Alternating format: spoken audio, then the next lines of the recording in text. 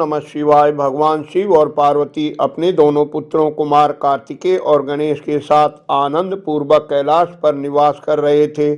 बाल लीलाओं के बाद उन्होंने बालकों के विवाह का विचार किया। पहले किसका विवाह हो, इस पर दोनों भाइयों में विवाद हो गया। निर्णय क्या हुआ, इस प्रसंग की जानकारी आप शिव भक्तों को होगी।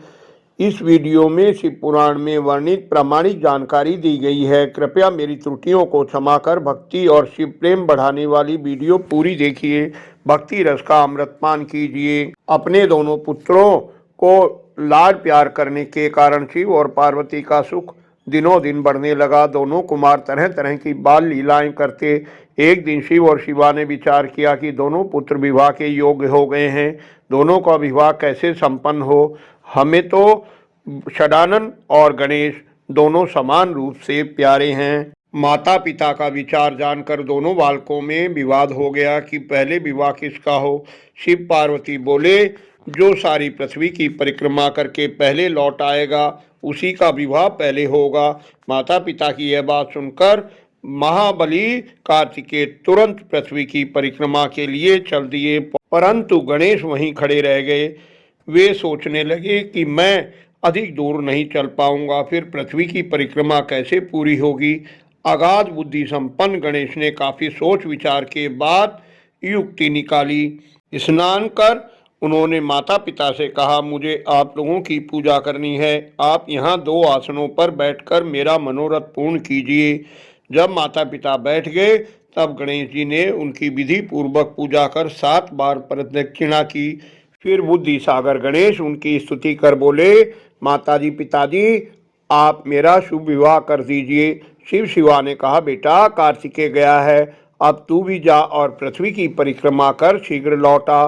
गणेश बोले, आप दोनों सर्वश्रेष्ठ धर्म रूप और महाबुद्धिमान हैं, फिर ऐसा क्यों कहते हैं। मैंने 7 बार पृथ्वी की परिक्रमा कर ली है। शिव पार्वती ने कहा, बेटा तूने पृथ्वी की परिक्रमा कब की।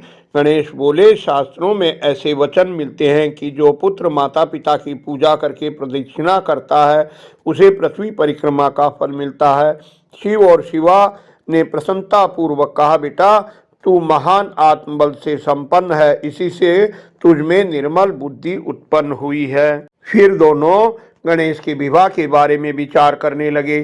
प्रजापति विश्व रूप के दिव्य रूप संपन्न सर्वांग शोभना 2 सुंदर कन्याएं थीं, सिद्धि और बुद्धि। भगवान शंकर और गिरिजा ने उन दोनों के साथ गणेश का विवाह कर दिया। विवाह के बाद गणेश जी पत्नियों के साथ सुखपूर्वक रहने लगे। गणेश पत्नी सिद्धि से क्षेम और बुद्धि से लाभ 2 दिव्य पुत्र हुए। भगवान के दूसरे पुत्र कार्तिकेय पृथ्वी की परिक्रमा कर लौटे तो नारद जी ने आकर स्कंद को सब समाचार सुनाया। उन्हें सुनकर कुमार के मन में क्षोभ हुआ और माता पिता द्वारा रोके जाने पर भी न रुककर वे क्रौंच पर्वत की ओर चले गए। इस पर मां पार्वती को बहुत दुख हुआ।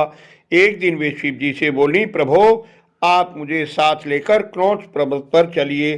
तब प्रिया को सुख देने के लिए अपने एक अंश से शिव जी पार्वती के साथ वहां गए और मल्लिकार्जुन नामक ज्योतिर्लिंग के रूप में वहां प्रतिष्ठित हो गए। सत्पुरुषों की गति और अपने सभी भक्तों के मनोरथ पूर्ण करने के लिए वे आज भी शिवा के साथ उस पर्वत पर विराजमान हैं। ब्रह्मा जी कहते हैं, वे दोनों शिव और शिवा इस स्नेह से विवल होकर कुमार को देखने के लिए जाते हैं।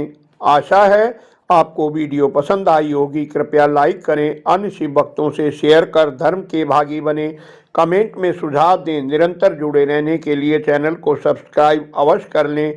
धन्यवाद। आपका कल्याण हो।